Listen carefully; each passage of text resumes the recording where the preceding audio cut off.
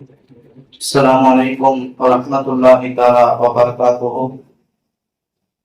نحمده ونصلي على رسوله الكريم أما بعد فقد قال الله تعالى في القرآن المجيد بعد أعوذ بالله من الشيطان الرجيم بسم الله الرحمن الرحيم إنا أنزلناه في ليلة القدر وما أدراك ما ليلة القدر ليلة القدر خير من ألف شهر.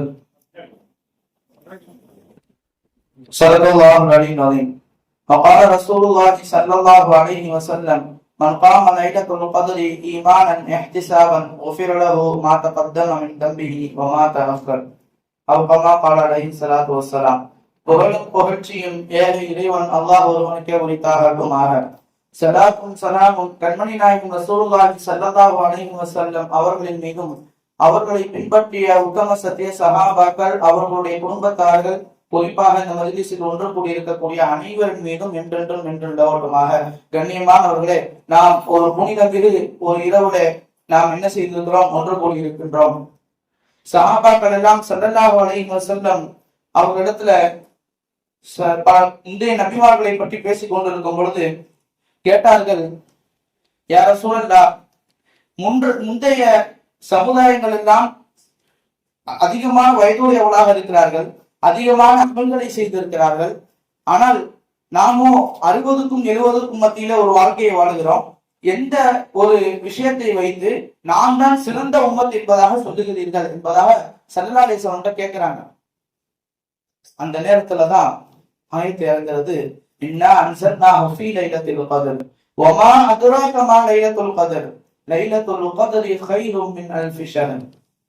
அல்லாஹ் தஆலா உங்களுக்கு லைலத்துல் கத்ருடைய இரவை கொடுத்திருக்கிறான் என்பதாக ஸல்லல்லாஹு அலைஹி வஸல்லம் சஹாபாக்களிடம் சொல்லுகிறார்கள். எப்பேற்பட்ட இரவு?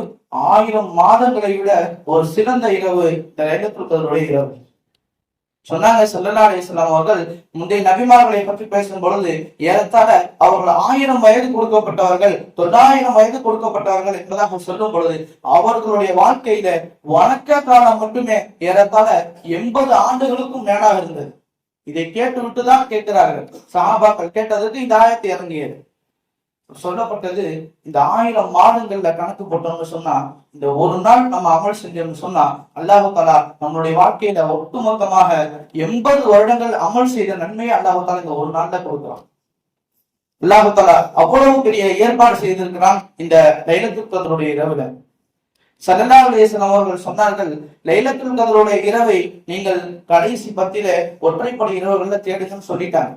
ஸல்லல்லாஹு அலைஹி வஸல்லம் அவர்களுக்கு மறக்கடிக்கப்பட்டு விட்டது.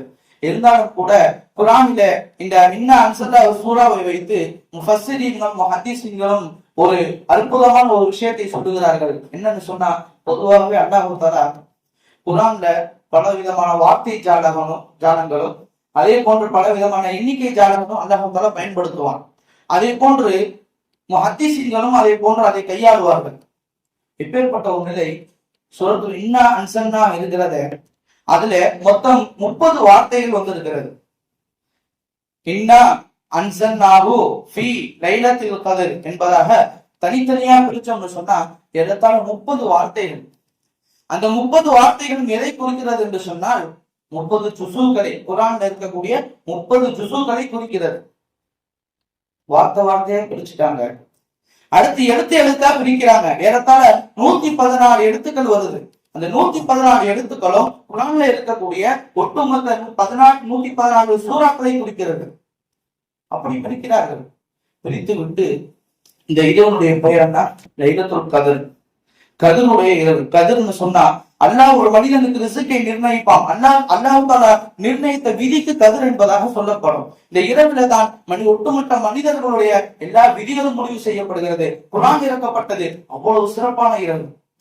அந்த 30 வார்த்தை பிரிச்சோம் இல்லையா லைனா, அதுல வார்த்தைகள் வரும்பொழுது சூரத்துல் இன்னா அன்ஸல்னால கத்ர்ன்ற வார்த்தை 3 இடத்துல வருது. 30ஆ பிரிக்கும் பொழுது 5வது இடத்துல கத்ர்ன்ற ஒரு வார்த்தை வருது. 10வது இடத்துல கத்ர்ன்ற ஒரு வார்த்தை வருது. அடுத்து 12வது இடத்துல கத்ர்ன்ற ஒரு வார்த்தை வருது. 5, 10, 15, 15 12 கூட்டி பார்த்தா 27. ஆக லைலத்துல் கத்ருடைய இரவை அல்லாஹ் தஆலா 27ல மறைத்து வைத்திருக்கான் என்பதாக முஹத்திஸீன்களும் முஃபஸ்ஸிரீன்களும் நமக்கு எடுத்து காட்டுகிறார்கள். அதன் காரணமாகத்தான் அந்த வழிமுறைகளை அதை ஆதரவு வைத்துத்தான் இந்த இரவுல நாம் என்ன செய்திருக்கின்றோம், அல்லாஹ்வுடைய லைலத்துல் கத்ருடைய இரவை நாம் அடைவதற்கு என்ன செய்திருக்கின்றோம், ஒன்று கூடியிருக்கின்றோம். அல்லாஹ் தஆலா அதை கபூல் செய்து கொள்வானாக. இந்த நாள் எதற்கு சிறப்பானது, எதன் காரணமாக இந்த நாள் சிறப்பானது என்பதை நாம் உற்று கவனிக்க வேண்டும். இந்த நாளில் தான் குர்ஆன் இறங்கியது. இன்னைக்கு ரமலானுடைய மாதம் வந்து அதிகமாக குர்ஆன் ஓதுங்கன்னு சொல்றோம். நோன்பு வைத்த நிலையில அதிகமாக குர்ஆன் ஓதுங்கன்னு நம்ம சொல்றோம். ஆனா அது இன்னைக்கு யாரும் கேட்கறது இல்லை, கண்டுக்கிறதும் இல்லை. நோன்பு வேணா வைக்கிறாங்க, 5 வகுத்து தொழுவுறாங்க, அது நோன்புல மட்டும்தாங்க தொழுவோம் அப்படின்னு சில பேர் குர்ஆனை தொட்டு கூட பார்க்கறது இல்லை. சற்று சிந்தித்து பார்க்க வேண்டும். இன்னைக்கு நாம் நோன்பு வைக்கிறோம், லைலத்துல் கத்ருடைய இரவு அமல் செய்கிறோம் என்று சொன்னால் அதனுடைய ஒட்டுமொத்த சிறப்பும் குர்ஆனில் இருந்து வந்தது. ஒட்டுமொத்த சிறப்பும் குர்ஆனில் இருந்து வந்தது. லட்சக்கணக்கான நபிமார்கள் அல்லாஹ் தஆலா ஸல்லல்லாஹு அலைஹி வஸல்லம் அவர்களுக்கு இந்த குர்ஆனை இறக்கினார். அதனாலதான் ஒட்டுமொத்த நபிமார்களுக்கெல்லாம் அவங்க தலைவர். எத்தனையோ உம்மத்துகள் வந்து இருக்கிறது. அல்லாஹ் தஆலா நம்முடைய கடைசி உம்மத்திற்கு இந்த குர்ஆனை தந்திருக்கிறார். அதனாலதான் உம்மத்துகளிலே சிறந்த உம்மத்து நம்மளுடைய உம்மத்து. அல்லாஹ் தஆலா எத்தனை வருடத்துல 12 மாதங்கள் இருக்கிறது. அந்த 12 மாதங்கள்ல இந்த ரமலானுடைய மாதத்துல தான் அல்லாஹ் தஆலா குர்ஆனை இறக்கினான். அதனால்தான் இந்த ரமலானுடைய மாதம் எல்லா மாதங்களையும் விட சிறந்தது. அல்லாஹ் தஆலா அந்த ரமலானுடைய மாதத்துல லைலத்துல் கத்ர் இரவு அன்னைக்குத்தான் அந்த குர்ஆனை இறக்கினான். அதனாலதான் நோம்புலையே லைலத்துல் கத்ருடைய இரவு மிக சிறந்தது. இதை நம்ம விளங்கி கொள்ளலன்னு சொன்னா குர்ஆனுடைய தொடர்பு நமக்கு இல்லாம போயிடும். அல்லாஹ் தஆலா ஒட்டுமொத்த சிறப்பையும் இந்த குர்ஆன்ல இருந்து கொடுத்திருக்கான். அந்த குர்ஆனையே நம்ம நோம்புல ஓதலன்னா நம்மளுடைய நிலை எப்படி இருக்கும்? அல்லாஹ் தஆலா நோம்பு வைக்க சொன்னது குர்ஆனுக்காக. அல்லாஹ் தஆலா இந்த லைலத்துல் கத்ரோட இன்று வணங்குங்கன்னு சொன்னது இந்த குர்ஆனுக்காக. அல்லாஹ் தஆலா சிறந்த உம்மத் என்று சொன்னது இந்த குர்ஆனுக்காக. அப்படிப்பட்ட அந்த குர்ஆனை இன்னைக்கு நம்ம கண்டுக்காம விட்டுட்டோம். சாதாரணமாக வரல இந்த குர்ஆன். ஸல்லல்லாஹு அலைஹி வஸல்லம் அவர்கள் எவ்வளவு துன்பப்பட்டு, எவ்வளவு கஷ்டப்பட்டு, எவ்வளவு சிறப்புகளுக்கு பிறகு திரும்ப அந்த குர்ஆன் நம்ம இடத்துல வந்தது. அதை நாம் சிந்திக்க கடமைப்பட்டு இருக்கின்றோம். அன்பானவர்களே, பொதுவாக அல்லாஹ் தஆலா வஹி என்பது ஸல்லல்லாஹு அலைஹி வஸல்லம் அவர்களுக்கு ஜிப்ரீல் அலைஹிஸ்ஸலாம் கொண்டு வருவார்கள். இந்த வஹியினுடைய கடுமை எப்படி இருக்கும் தெரியுமா? அல்லாஹ் தஆலா குர்ஆன்ல சொல்லுவான், لو أنزلنا هذا القرآن على جبل لرأيته خاشعا متصدعا من خشية الله. நபியின் மீது இறங்கக்கூடிய ஒவ்வொரு வஹியும் நபியின் மீது இறங்காமல் ஒரு மலையின் மீது இறங்குனா அந்த மலை அப்படி சுக்குநூறாயிருமா. அவ்வளவு பவர்ஃபுல், அவ்வளவு சக்தி உண்டது. அவ்வளவு பவர்ஃபுல்லானதை ஸல்லல்லாஹு அலைஹி வஸல்லம் மீது அல்லாஹ் இறக்குகிறான். ஸல்லல்லாஹு அலைஹி வஸல்லம் மீது இறக்குகிறான். இந்த வஹியை கொண்டு வரக்கூடியவர் எப்படி தெரியுமா? குர்ஆன்ல அல்லாஹ் தஆலா சொல்லும் போது ஷதீதுல் குவா என்பதாக ஒரு வார்த்தையை பயன்படுத்துவார். குவா என்பதாக சொன்னால் மிகப்பெரிய சக்தி, ஆற்றல், வல்லமை உடையவர் என்று பெயர். ஷதீதுன்னு சொன்னா கடுமை. பொதுவாக அல்லாஹ் அரபியில ஒரு ஒரு ஒரு விஷயம் என்ன அப்படின்னு சொன்னா, அரபியில ஒரு வார்த்தை, ஒரு கருத்துள்ள ஒரு வார்த்தையை போட்டாங்கன்னா அதை தொடர்ந்து இன்னொரு வார்த்தை வந்துச்சுன்னு சொன்னா அதுக்கும் மேல பவர்ஃபுல்னு அர்த்தம். அப்ப அவ்வளவு பவர்ஃபுல்லான ஜிப்ரீல் அலைஹிஸ்ஸலாம் அவர்கள் என்ன செய்கிறார்கள், இந்த வஹியை கொண்டு வந்து சேர்க்கிறாங்க. எப்பேற்பட்ட ஒரு நிலை! அல்லாஹ் தஆலா ஷதீதுல் குவா என்பதாக பயன்படுத்துவார். ஜிப்ரீல் அலைஹிஸ்ஸலாம் அவருடைய நிலை எப்படி தெரியுமா? ஸல்லல்லாஹு அலைஹி வஸல்லம் அவர்கள் சொல்லுவார்கள், ஜிப்ரீல் அலைஹிஸ்ஸலாம் அவர்களுடைய ரெக்கையை விரிச்சா 600 ரெக்கைகள் இருக்குமா. அதனுடைய ஒரு ரெக்கை போதும் இந்த பூமி, ஒட்டுமொத்த பூமியை மறைத்து விடும்னு சொன்னாங்க ஸல்லல்லாஹு அலைஹி வஸல்லம். அவ்வளவு பெரிய பவர்ஃபுல், அவ்வளவு பவர்ஃபுல்லாக, அவ்வளவு வலிமை மிக்க, வல்லமை மிக்க ஒரு நபரை அல்லாஹ் தஆலா படைத்து அவரிடத்துல வஹியை கொண்டு வந்து சேர்க்கிறார். ஸல்லல்லாஹு அலைஹி வஸல்லம் அவர்களை பற்றி சொல்லும் பொழுது, ஸல்லல்லாஹு அலைஹி வஸல்லம் அவர்கள் குளிர் காலத்துல, சவுதி அரேபியாவுக்கு போனவங்களுக்கு தெரியும், -டிகிரில இருக்கும் குளிர் காலத்துல. அப்படிப்பட்ட ஒரு நிலையில ஸல்லல்லாஹு அலைஹி வஸல்லம் மீது வஹி இறக்குமா. அந்த வஹி எப்படிப்பட்டதாக இருக்கும், எப்படி ஒரு சூழலை ஸல்லல்லாஹு அலைஹி வஸல்லம் ஏற்படுத்தும். குளிர் காலம் -டிகிரில இருக்கும்போது ஸல்லல்லாஹு அலைஹி வஸல்லம் பக்கத்துல நெருங்க முடியாது. அவ்வளவு உடல் சூழல் அப்படி இருக்குமா, அப்படி விரத்து கொட்டுமா. அவ்வளவு கஷ்டங்களை தாங்கினார்கள். ஸல்லல்லாஹு அலைஹி வஸல்லம் அவர்கள் எப்பவுமே ஒரு ஒட்டகத்தை வைத்திருப்பார்கள், கிஸ்வான்ற ஒட்டகம். அந்த ஒட்டகத்துக்கு தான் ஸல்லல்லாஹு அலைஹி வஸல்லம் எப்ப வகை வரும்னு தெரியாது. அந்த ஒட்டகத்துக்கு தான் வகை வந்த தாங்கக்கூடிய ஒரு வல்லமை இருந்தது. ஸல்லல்லாஹு அலைஹி வஸல்லம் அவர்கள் அதை உணர்ந்து அதை தன்னுடைய வாகனமாக ஆக்கி கொண்டார்கள். ஒரு நாள் ஒரு வகை வந்துச்சு, ஒட்டகம் அப்படியே படுத்துருச்சு, தாங்க முடியல, ஒட்டகத்தால தாங்க முடியல. அது மட்டுமல்ல, இன்னொரு ரிவாயத்துல சொல்லுவாங்க, ஸல்லல்லாஹு அலைஹி வஸல்லம் அவர்கள் ஸைத் ரலியல்லாஹு அவங்களுடைய மடியில தன்னுடைய தலையை வச்சு படுத்திருக்கிறாங்க. படுத்திருக்கும் போது வகை வருது, உள்ள இஸ்லாம் வகை கொண்டு வர்றாங்க. வகை கொண்டு வந்தோடனே சாதாரணமாக இருந்த தலை ரொம்ப கனத்து போச்சு. எந்த அளவுக்குன்னு சொன்னா, ஸைத் ரலியல்லாஹு பிற்காலத்துல ஹதீஸ்ல அறிவிப்பாங்க, எப்படி கனத்து போச்சு, என்னுடைய தொடையில அந்த தலை, என்னோட ஸல்லல்லாஹு அலைஹி வஸல்லம் தலை இருக்கிறது, என்னுடைய தொடைய அப்படியே ரெண்டா பிளந்துருமோ அப்படின்னு நான் ரொம்ப பயந்தேன் அப்படின்ற அளவுக்கு சொன்னாங்க. அந்த அளவுக்கு ரொம்ப மோசமாக கடுமையாக இருந்தது. ஸல்லல்லாஹு அலைஹி வஸல்லம் அவர்கள் இப்போ ஒவ்வொரு வகைக்கும் குர்ஆனில் இருக்கக்கூடிய 6666 வசனங்களுக்கும் இது போன்ற சிரமங்களை அனுபவித்து தான் இந்த குர்ஆனை நமக்கு முழுமைப்படுத்தி நமக்கு கொடுத்திருக்கிறார்கள். இந்த குர்ஆனை இன்னைக்கு நம்ம எத்தனை பேர் ஓதுறோம்? இந்த குர்ஆனை நாம் எத்தனை பேர் ஓதுகிறோம்? குர்ஆனை பார்த்தாலே நன்மை, குர்ஆனை பார்த்தாலே சொர்க்கம். மூசா அலைஹிஸ்ஸலாம் அவர்கள் அல்லாஹ்விடத்தில் அதிகமாக பேசக்கூடிய ஒரு நபர். அல்லாஹ்வும் மூசா அலைஹிஸ்ஸலாம் அவரிடத்துல அதிகமாக பேசக்கூடிய ஒரு சூழல். அப்ப மூசா அலைஹிஸ்ஸலாம் கேட்டாங்க, யா அல்லாஹ், உன்னிடத்துல ஒரு கேள்வி கேட்கிறேன், எனக்கு பதில் சொல்லுவியான்னு கேட்கிறான். அல்லாஹ் சொல்றான், மூசா, நான் தான் எல்லாத்தையும் சோதிப்பேன், நீ என்ன என்னையவே சோதிக்க பாக்குறியான்னு கேட்டான். கேட்டுட்டு, சரி அப்படி என்ன கேட்க போறீங்க கேளுங்க அப்படின்னு கேட்டோன்னே மூசா அலைஹிஸ்ஸலாம் கேட்டாங்க, யா அல்லாஹ், எல்லாரும் தூங்குறாங்க, நீ தூங்க மாட்டியா அப்படின்னு கேட்கிறாங்க. அல்லாஹ் சொன்னா, அப்படியா, ஒரு கண்ணாடி பாட்டில எடுத்துக்காங்க, உங்க கைய நீட்டி அந்த கையினுடைய நுனியில அந்த கண்ணாடி பாட்டில வச்சுக்கங்க, வச்சுட்டு உங்களால எத்தனை நாள் தாங்க முடியுமோ தாங்குங்க. ஒரு நாள் ஆச்சு, 2 நாள் ஆச்சு, 3 நாள் ஆனோடனே அந்த கண்ணாடி பாட்டில் என்ன செஞ்சிச்சு, உடம்பு சரியா லைட்டா கொஞ்சம் ஆடி போச்சு. உடம்பு ஆடினதுல கண்ணாடி பாட்டில் கீழே விழுந்து நொறுங்கி போச்சு.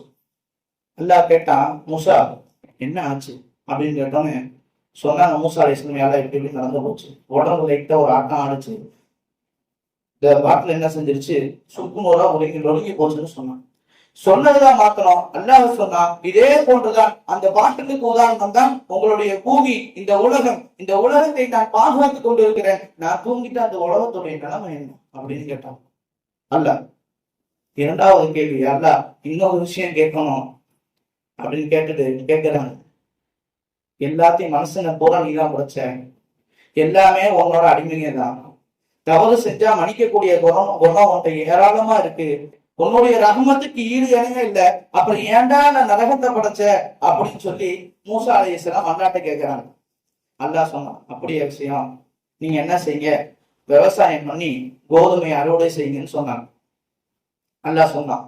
மூசா அலைஹிஸ்ஸலாம் செஞ்சு முடிச்சுட்டாங்க. அறுவடை செஞ்சு கொண்டு போய் கோதுமையெல்லாம் வீட்டுல கொண்டு போய் குடோன்ல ஸ்டோர் பண்ணி வைக்கிற மாதிரி வச்சுட்டாங்க. வச்ச பிறகு அல்லாஹ் தஆலா கேட்டான், மூசா நான் சொன்னதை செஞ்சுட்டீங்களா அப்படின்னு அல்லாஹ் கேட்டான். கேட்டுட்டு எல்லாம் செஞ்சுட்டேன் அப்படின்னு சொல்லி மூசா அலைஹிஸ்ஸலாம் சொன்னான்.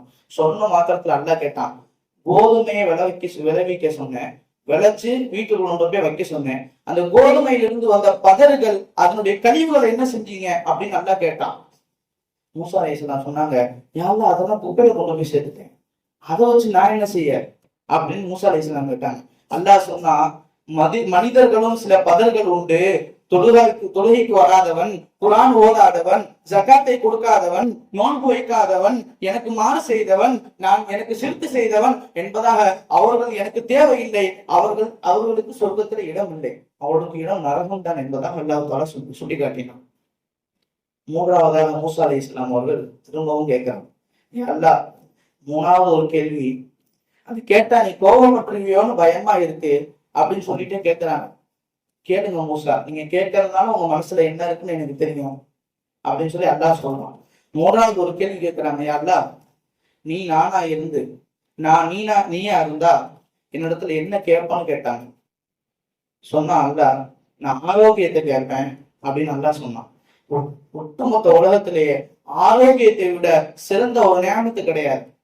எத்துணை செல்வங்கள் இருந்தாலும் அந்த அரசனுக்கோ அல்லது செல்வத்துக்கோ சொந்தக்காரருக்கோ ஆரோக்கியம் இல்லைன்னு சொன்னா அத்துணை செல்வங்களும் குப்பைக்கு தான். எந்த ஒரு மாற்றமும் கிடையாது. மூசா அலைஹிஸ்ஸலாம் அவர்கள், அல்லா நீ படைச்சது எதுவுமே சாதாரணமாக இல்லை, எல்லாத்துக்கும் ஒரு காரணம் வச்சிருக்கிற, உன்னிடத்துல பேசி ஜெயிக்க முடியாது, நீ எப்பவுமே வல்லமை உள்ளவன் தான் அப்படின்னு ஒப்புக்கொண்டு நான்காவது அவங்க கேட்கிறாங்க, அல்லா நான் வேற எதுவும் கேட்கல, இந்த உலகத்துல இருக்கக்கூடிய ஒரு சொர்க்கவாசியை பார்த்தோம் அல்லா அப்படின்னு கேட்கிறாங்க. அல்லாஹ் சொன்னான், மூசா நீங்க மதியன் அப்படிங்கிற ஊருக்கு போங்க, அந்த ஊர்ல இந்த இடத்துல ஒரு பெண்மணி செத்து கிடப்பா, மௌத்தாக போய் கிடப்பா, அந்த பெண்ணை போய் பார்த்துக்கங்க அப்படின்னு சொல்லி அல்லாஹ் சொல்லுவாங்க. மூசா அலைஹிஸ்ஸலாம் போய் பார்க்கறாங்க. குப்பையில் அந்த பொண்ணு மௌத்தாகி கிடக்குறாங்க. கிடக்கிற போது மூசா அலைஹிஸ்ஸலாம் கேட்டாங்க, இந்த பெண் பெரிய ஆபிதாக இருப்பாங்க போல. அந்த மக்கள் இடத்துல போய் விசாரிக்கிறாங்க, இந்த பெண் எப்படிப்பட்ட பெண்? மக்கள் எல்லாம் சொல்றாங்க, அந்த பொண்ணுக்கு ஒண்ணும் தெரியாதுங்க, அந்த பொண்ணுக்கு ஒண்ணும் தெரியாது, தொழுக தெரியாது, அல்லாஹ்னா யாருன்னு தெரியாது, ஒண்ணுமே தெரியாது. அப்ப அல்லாஹ் கிட்ட கேட்கிறாங்க, யாருடா இந்த பொண்ணு ஒண்ணுமே தெரியாதுன்ற, இந்த பொண்ணுக்கு ஒண்ணுமே தெரியாதுன்னு மக்கள் சொல்றாங்க, நீ எதை வச்சு அந்த பொண்ணுக்கு சொர்க்கத்தை கொடுத்தனா கேட்டாங்க மூசா அலைஹிஸ்ஸலாம். அல்லாஹ் சொன்னா, அந்த பொண்ணை நீ தொழுது இல்லதான், வணங்கினது இல்லதான், ஆனா நான் இறக்கிய தௌராத்துடைய வேதம் இருக்கிறத, அந்த வேதத்தை பார்த்து இது அல்லாஹ்வுடைய வேதம் தான் என்பதாக சாட்சி சொன்னால், அதை கட்டி அணைத்தால், அதை கண்ணியப்படுத்தினால், அதன் காரணமாக அவளுக்கு நான் சொர்க்கத்தை கொடுத்து விட்டேன் என்பதாக அல்லாஹ் சொல்லுவார். தௌராத்தை விட அல்லாஹ் தஆலா இறக்கிய 3 வேதங்களை விட உயர்ந்த வேதம் 4வது வேதம் குர்ஆன். இன்னைக்கு ஓத தெரியல, ஆனா இன்னைக்கு எடுத்து வச்சு பார்க்க நமக்கு நேரம் இருக்கு, ஆனா நம்ம பார்க்கறது இல்லை. நமக்கு எடுத்து வச்சு குர்ஆனை பார்த்தாலும் கூட அல்லாஹ் தஆலா சொர்க்கத்தை தந்து விடுவார். அல்லாஹ் தஆலாவுடைய கஸானா அவ்வளவு பெரியது. இங்க எத்தனை பேர் நாம் குர்ஆனை ஓதக்கூடியவர்களாக இருக்கிறோம்? சற்று சிந்தித்து பார்க்க வேண்டும். நம்மளுடைய நிலை மிகவும் ரொம்ப மோசமாக இருக்கிறது. அது மட்டும் இல்ல, இந்த இரவு எப்படிப்பட்ட இரவு தெரியுமா? மலக்குமார்கள் எல்லாம் நம்ம இடத்துல வந்து சூழ்ந்து கொள்வார்கள். இன்னும் நிறைய விஷயங்கள் எடுத்து வந்தேன். மலக்குமார்கள் சஹாபாக்களிடத்தில் எப்படி தொடர்பு கொண்டு இருந்தார்கள் என்பது சம்பந்தமாக பலவிதமான சம்பவங்கள். ஒன்னே ஒண்ணு சின்னதா சொல்லிக்கிறேன். ஹன்தலா ரலியல்லாஹு தஆலா அன்ஹு அவர் உஹதுடைய யுத்தத்துல ஷஹீதாகிறாங்க. இந்த நிலைமையில தெரியுமா? குளிப்பு கடமையா இருக்கக்கூடிய நிலைமையில. எப்படின்னு சொன்னா, புதிதாக நிக்காக ஒரு சஹாபி நிக்காகனே முதல் இரவு தான் இருக்கிறாங்க. மனைவியோடு இருக்கும் பொழுது உஹதுடைய யுத்தத்துக்கு அறிவிப்பு வந்தோடனே அப்படியே வாழ ஒரு வீட்டுக்கு கிளம்பிட்டாங்க. கிளம்புனதும் இல்லாம ஷஹீதும் ஆயிட்டாங்க. ஷஹீதை குளிப்பாட்ட மாட்டாங்க பொதுவாக, ஆனா குளிப்பு கடமையாக இருக்கக்கூடிய ஒரு நேரத்துல சஹாபாக்கள் தண்ணீர் கொண்டு போய் குளிப்பாட்டுறதுக்காக போறாங்க. போடும் பொழுது ஸல்லல்லாஹு அலைஹி வஸல்லம் அவர்கள், நீங்க எங்கேயும் போக வேண்டாம், அங்க பாருங்க ஆல்ரெடி உடம்புல இருந்து தண்ணி சொட்ட வளர்ந்துகிட்டு இருக்கு, மலக்குமார்கள் அவர்களை குளிப்பாட்டி கொண்டிருக்கிறார்கள் என்பதாக ஸல்லல்லாஹு அலைஹி வஸல்லம் அவர்கள் சொல்லுவார்கள். உஹதுடைய யுத்தத்தில் மட்டுமே ஏகப்பட்ட நிகழ்ச்சிகள். அது மட்டுமல்ல, அலி ரலியல்லாஹு அவர்கள் மூலமாக மலக்குமார்களுடைய நிகழ்ச்சிகள் ஏராளம். மலக்குமார்கள் சஹாபாக்களோடு ஒன்றோடு ஒன்று கலந்து இருந்தார்கள். ஹசன் பஸரி ரஹ்மத்துல்லாஹி அவர்கள் சொல்லுவார்கள், அது போன்று இந்த உம்மத்திற்கும் அவர்கள் மலக்குமார்கள் கலந்து கொண்டு இருக்கிறார்கள். எந்த இரவுல தெரியுமா? இந்த லைலத்துல் கத்ருடைய இரவுல. இந்த லைலத்துல் கத்ருடைய இரவுல யார் நல்ல முறையில் அமல் செய்வார்களோ அவர்களிடத்துல அல்லாஹ் தஆலா தனஸ்ஸல் மலாயிகத்து வர்ரூஹு ஃபீஹா 70,000 மலக்குகளுக்கு மேல இறங்குவார்கள். அந்த 70,000 மலக்குகளோடு அவர்களுக்கு தலைவராக ஜிப்ரீல் அலைஹிஸ்ஸலாம், ரூஹ் என்றால் ஜிப்ரீல் அலைஹிஸ்ஸலாம் அவர்களும் இறங்குவார்கள். யாரெல்லாம் லைலத்துல் கத்ருல நல்ல அமல்களை செய்கிறார்களோ அவர்களுக்கு எல்லாம் என்ன செய்வார்கள்? முசாபாவும் அவர்களுக்கு மானக்காவும் செய்வார்கள் என்பதாக தஃப்சீரிலே உலமாக்கள் பயன்படுத்துகிறார்கள் இந்த ஒரு வார்த்தையை. அது மட்டுமல்ல, அடுத்ததாக பொதுவாக அல்லாஹ் தஆலா எல்லா நபிமார்களுடைய சம்பவத்தையும் குர்ஆன்ல சொல்லி இருக்கின்றான். அது சொல்லும் பொழுது அவர்கள் ஏதாவது ஒரு கஷ்டத்துல இருப்பார்கள். அந்த கஷ்டத்திலிருந்து வெளியே வந்த பிறகு அல்லாஹ் தஆலா அவர்களுக்கு சலாம் சொல்லுவான். உதாரணத்திற்கு நூஹ் அலைஹிஸ்ஸலாம் அவர்கள் 6 மாத காலமாக கப்பலிலே பயணம் செய்தார்கள். ரொம்ப கஷ்டம். 6 மாத காலங்களாக கப்பலிலே ஒரே படகில இருக்கிறது ரொம்ப கஷ்டம். அப்படிப்பட்ட நூஹ் அலைஹிஸ்ஸலாம் அவர்கள் ஜூதி மலையில என்ன செய்யறாங்க? ஒதுங்கி கரை இறங்கினோன்னு அல்லாஹ் இப்படி ஒரு வார்த்தையை சொல்லுவான், சலாம் அலா நூஹின் மீது சாந்தி உண்டாகட்டும், அவன் மீது சலாம் உண்டாகட்டும் என்பதாக சொல்லுகிறான். ஏராளமான சம்பவம். அதுல இப்ராஹிம் அலைஹிஸ்ஸலாம் அவர்களை நெருப்பு குண்டத்துக்கு போடும் பொழுது கூனு பர்தன் சலாமா அலா இப்ராஹிம், இப்ராஹிம் அலைஹிஸ்ஸலாம் மீது நீ அந்த நெருப்பு சலாமாகி விடட்டும் என்பதாக அல்லாஹ் சொல்லுவார். அது மட்டுமல்ல, மூசா அலைஹிஸ்ஸலாம் அவர்களும் ஹாரூன் அலைஹிஸ்ஸலாம் அவர்களும் எப்பேற்பட்ட கஷ்டத்தை அனுபவித்தார் ஃபிரௌன் இடத்துல. அந்த ஃபிரௌனை மூழ்கடித்த பிறகு அல்லாஹ் கூறிய முதல் வார்த்தை சலாமுன் அலா மூசா வ ஹாரூன், அவர்கள் மீது சாந்தி உண்டாகட்டும், அவர்கள் மீது சலாம் உண்டாகட்டும் என்பதாக எல்லா நபிமார்களுக்கும் மத்தியிலும் அல்லாஹ் அந்த ஒரு வார்த்தையை பயன்படுத்தி இருக்கிறான். அது மட்டுமல்ல, இலியாஸ் அலைஹி ஸலாத்து வஸலாம் ஒவ்வொரு நபிமாருக்கும் ஒவ்வொரு சிறப்பு உண்டு. இலியாஸ் அலைஹிஸ்ஸலாம் அவங்க மலக்குல் மௌத்தோட தொடர்பு வச்சிருந்தாங்க, நெருங்கிய நண்பர். அப்ப கேட்கிறாங்க, நான் செத்து பொழைக்கணுங்க, அந்த உணர்வு எப்படி இருக்குன்னு நான் பார்க்கணுங்க அப்படின்னு அவர் கேட்கிறாரு. மலக்குல் மௌத் என்ன செஞ்சாங்க, ரூஹ எடுத்தாங்க, திருப்பி கொடுத்துட்டாங்க. மக்கள் எல்லாம் வந்து கேட்கிறாங்க, இப்படி நடந்துச்சு, அதனுடைய உணர்ச்சி எப்படி இருந்துச்சு, இந்த அனுபவம் எப்படி இருந்துச்சு அப்படின்னு கேட்டோன்னே இலியாஸ் அலைஹிஸ்ஸலாம் அவங்க சொன்னாங்க, உயிரோட ஒரு ஆட்டை நிக்க வச்சு அந்த ஆட்டை உயிரோட அப்படியே தோல் அப்படியே உறிஞ்சோம்னா எப்படி இருக்குமோ அவ்வளவு வேதனையா இருந்துச்சுன்னு சொன்னாங்க. சொல்லிவிட்ட பிறகு அல்லாஹ் இலியாஸ் அலைஹிஸ்ஸலாம் அவங்களுக்கு சொன்னான் இந்த சம்பவத்தை சொல்லிட்டு, சலாமுன் அலா இலியாசி. அவ்வளவு விஷயங்கள் எல்லா ஒரு காரியத்தை அல்லாஹ் நிகழ்த்திய பிறகு வரலாற்று சம்பந்தமாக பேசும் பொழுது எல்லாருக்கும் அல்லாஹ் சலாமை சொல்லுவோம். அதே போன்றுதான் இந்த உம்மத்துக்கு அல்லாஹ் சலாம் சொல்லுகிறான். ஃபஜ்ருடைய காலை உதயமாகும் வரை லைலத்துல் கத்ருடைய இரவுல உங்களுக்கு சலாம் உண்டாகட்டும் என்பதாக அல்லாஹ் தஆலா நமக்கு சொல்லுகிறான்.